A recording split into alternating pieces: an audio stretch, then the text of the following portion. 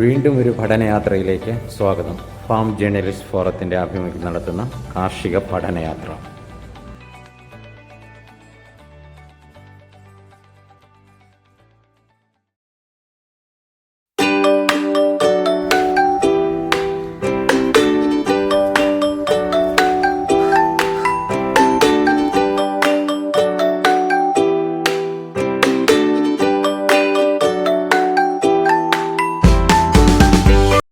ലിമിറ്റഡിന്റെ ക്യാമ്പസിലേക്ക് എത്തിച്ചേർന്ന farm journalist ഫോറത്തിന്റെ 18 അംഗങ്ങൾക്കും ഹാർദമായ ഈ സ്ഥാപനത്തിനെ പറ്റി പറയുകയാണെങ്കിൽ ഇത് ഞങ്ങള് പ്രോഡക്ട്സ് ലിമിറ്റഡ് എന്ന് പറയുന്നത് ഒരു വ്യവസായ സ്ഥാപനം. ബ്രിട്ടീഷുകാരെ കാലത്ത് ഈ സ്ഥാപനം 85 ഏക്കറോളം സ്ഥലം ഈ ടൈറ്റാനിയം ഡയോക്സൈഡ് എന്ന പിഗ്മെന്റ് ആണ് ഉണ്ടാക്കുന്നത്.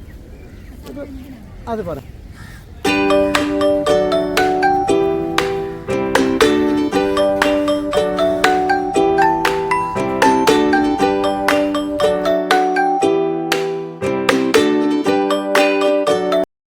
കാലത്ത് തരിശായി കിടന്ന സ്ഥലങ്ങളൊക്കെ ഒരുപാടുണ്ട്. ഒരു ഉപയോഗമില്ലാതെ വെറും തരിശായി കിടന്ന സ്ഥലമാണ്. ഇപ്പോൾ സർക്കാരിൻ്റെ ഈ സുഭിക്ഷ കേരളം പദ്ധതി വന്നപ്പോഴാണ് നമ്മൾ കുറച്ച് സ്ഥലം കൃഷി ചെയ്യാമെന്നുള്ള തീരുമാനമായത്. അന്ന് അങ്ങനെ ഒരു തീരുമാനം സർക്കാരിൻ്റെ ആയിട്ടുണ്ടായിരുന്നു. അന്ന് അതിൻ്റെ ഭാഗമായിട്ട് നമ്മൾ ഏകദേശം കൃഷി തുടങ്ങി. പിന്നീട് നമ്മൾ ഈ കൃഷി വളർത്തി ഏകദേശം 15 ഏക്കറോളം സ്ഥലത്ത് നമ്മൾ കൃഷി. ഞങ്ങളുടെ കൃഷിയുടെ പ്രത്യേകത എന്ന് പറഞ്ഞാൽ പൊതുവെ വെറുതെ പേരിന് പറയല്ല, തികച്ചും ജൈവമാണ്. നമ്മൾ കീടനാശിനികളോ രാസവളങ്ങളോ ഉപയോഗിക്കാതെ പ്രധാനമായും ഞങ്ങൾ ആശ്രയിക്കുന്നത് കോർപ്പറേഷൻ്റെ എയറോബിക് കമ്പോസ്റ്റുകളും കിച്ചൺ ബിൻ കമ്പോസ്റ്റുകളാണ്. ഏറ്റവും കൂടുതൽ ഞങ്ങൾ ഞങ്ങളാണ് ഉപയോഗിക്കുന്നത് എയറോബിക് കമ്പോസ്റ്റുകളും. അതുപോലെ അത് നമ്മൾ ശരിക്കും പറഞ്ഞാൽ നിങ്ങൾക്ക് അറിയാമല്ലോ, ഇവിടെ കടപ്പുറം മണ്ണാണ്. കടപ്പുറം മണ്ണ് നമ്മൾ കൃഷിക്ക് പറ്റിയല്ല, യഥാർത്ഥത്തിൽ പച്ചക്കറിക്ക് പ്രത്യേകിച്ചും പറ്റിയല്ല. കാരണം വളക്കൂറ് നിലനിൽക്കുന്നതല്ല. അപ്പോൾ ഇതിനെ വളക്കൂറാക്കി മാറ്റാൻ വേണ്ടി നമുക്ക് പഴയ വീഡിയോസൊക്കെ കാണിച്ചു തരാം. അപ്പോൾ നമുക്ക് അറിയാൻ പറ്റും. ഒട്ടും പോഷകമില്ല. ഇപ്പം നമ്മൾ നോക്കിക്കഴിഞ്ഞാൽ കണ്ടില്ലേ, മണ്ണിൻ്റെ ഗുണം കണ്ടില്ലേ, നല്ല കറുപ്പായി, നല്ല കണ്ടില്ലേ, എവിടെ നിന്ന് മണ്ണെടുത്താലും ഈ ഒരു കളർ വരും, കണ്ടില്ലേ, കറുപ്പായി. അപ്പോൾ ഇതിനകത്ത് കണ്ടത് നമ്മൾ ഇട്ടിരിക്കുന്ന നല്ല ഈ ചാണകപ്പൊടിയും അതുപോലെ തന്നെ പിണ്ണാക്കും കോർപ്പറേഷൻ്റെ ജൈവ വളങ്ങളൊക്കെയാണ് ഇട്ടിരിക്കുന്നത്. അതെ, അത് നമ്മൾ ചെയ്യുന്നത്. ഇപ്പോൾ ഈ ഡ്രാഗൺ ഫ്രൂട്ട്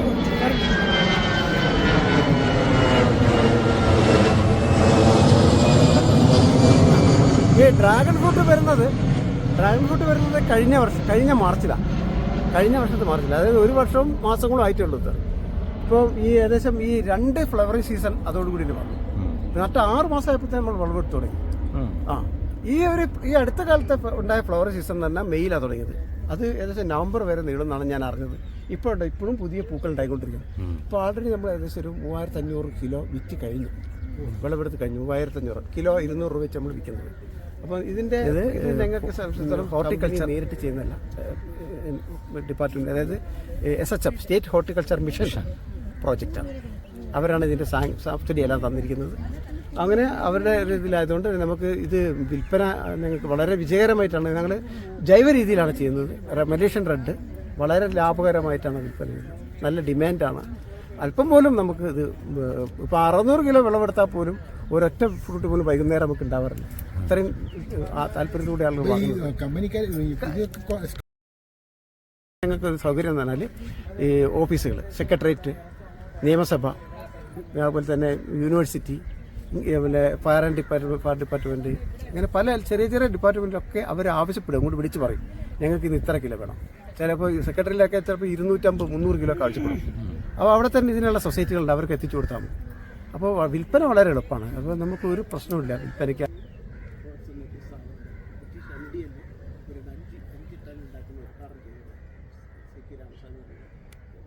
അതുപോലെ തന്നെ ഞങ്ങൾ ബ്രാൻഡ് ചെയ്താണ് വിൽക്കുന്നത്. അപ്പം ഇതാണ് ഡ്രാഗൺ ഫ്രൂട്ട്. ഡ്രാഗൺ ഫ്രൂട്ടിൻ്റെ പ്രത്യേകത എന്ന് പറയുന്നത് ഒരു പോസ്റ്റ് ഇങ്ങനെ കണ്ടില്ലേ, ഒരു പോസ്റ്റ് ഉണ്ടാക്കി റിങ്ങും ചെയ്ത് ഇതിനകത്ത് വെള്ളം നിൽക്കാതിരിക്കാൻ 2 ഹോളൊക്കെ ഇട്ട്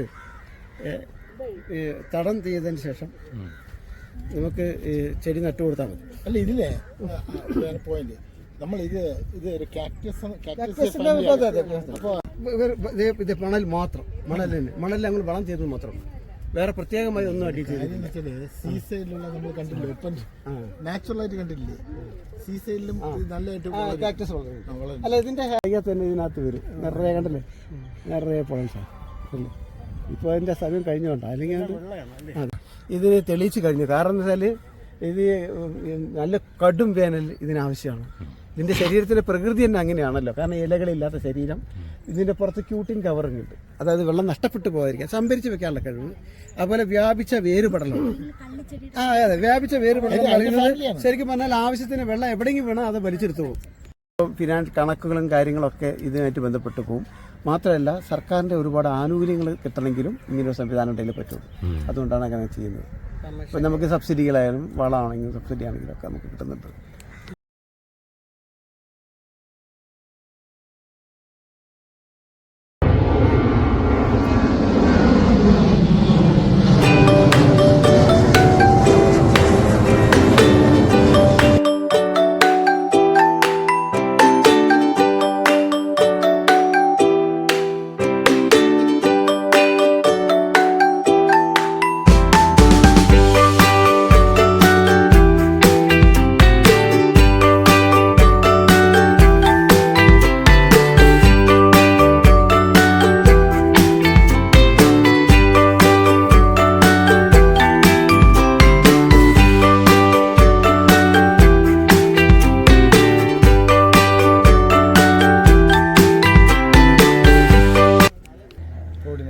അപ്പൊ ഇവര് വന്നത് നമുക്കൊരു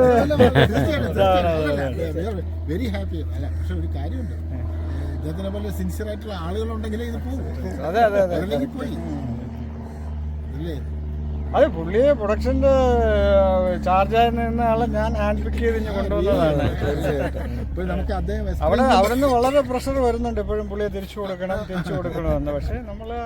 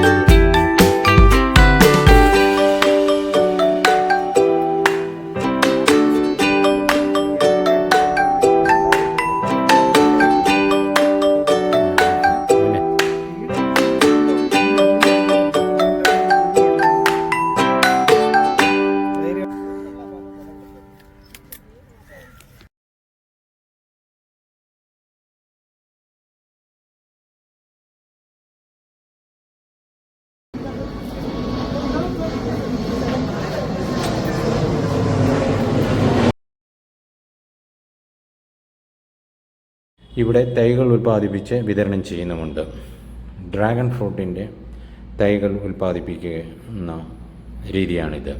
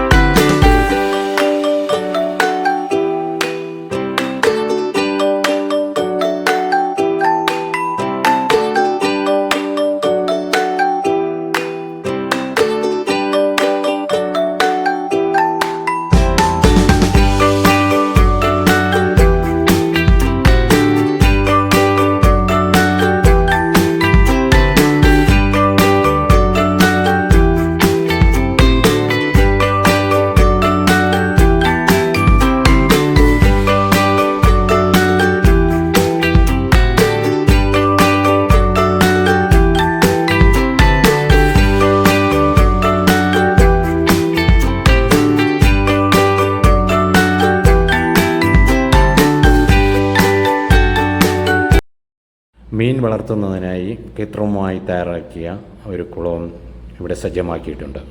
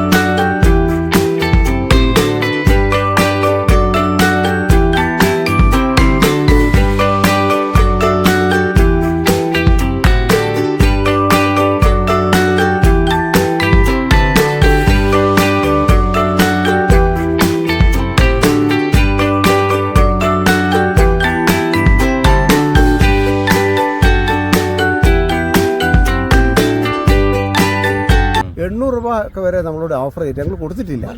അതെ അതെ, അവർ എക്സ്പോർട്ട് ചെയ്തു. പക്ഷെ അത് വെച്ചാൽ അവർ തിരഞ്ഞെടുക്കും, സോർട്ട് ചെയ്യും, ബാക്കി നമ്മൾ വില കുറച്ച് വിൽക്കേണ്ടി വരും.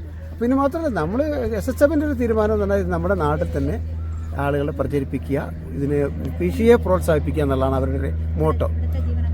കൊടുക്കുന്നുണ്ട്, ഇവിടുത്തെ ജീവനക്കാർക്ക് കൊടുക്കുന്നുണ്ട്. പിന്നെ ഈ ഒരു കൃഷിയെ പ്രോത്സാഹിപ്പിക്കുക. കാരണം ഇത് SHF ഏറ്റെടുക്കാനുള്ള കാരണം തന്നെ അവർ പറയുന്നത് നമ്മുടെ നാട്ടിലേക്ക് ഇമ്പോർട്ട്, ഈ എക്സോട്ടിക് ഫ്രൂട്ടുകളുടെ ഇമ്പോർട്ട് വളരെയധികം കൂടി, കോടിക്കണക്കിന് രൂപേൻ്റെ ഇമ്പോർട്ട് വന്നപ്പോഴാണ് നമ്മുടെ നാട്ടിൽ ഇത് കൃഷി ചെയ്യാൻ പറ്റുമോ എന്നുള്ള പറ്റും. ഇത് ഒരു എക്സ്പെരിമെൻറ്റ് പ്രോജക്റ്റാണ്. അപ്പോൾ നമുക്ക് ഇത് വിജയിപ്പിക്കാൻ പറ്റും, ഏതൊരാൾക്കും വിജയിപ്പിക്കാൻ പറ്റും എന്നുള്ളതിന് ഉദാഹരണമാണത്. കാരണം നമ്മൾ ഈ പൊതുമേഖലാ സ്ഥാപനത്തിൻ്റെ ഉദാഹരണം തന്നെ എടുത്താൽ മതിയല്ലോ, അതാണ് കാര്യം. കൂടുതൽ ഉയരങ്ങളിലേക്ക് ശ്രീ ഗിരീഷ് നടന്നു ചെല്ലട്ടെ. എല്ലാ വിജയാശംസകളും.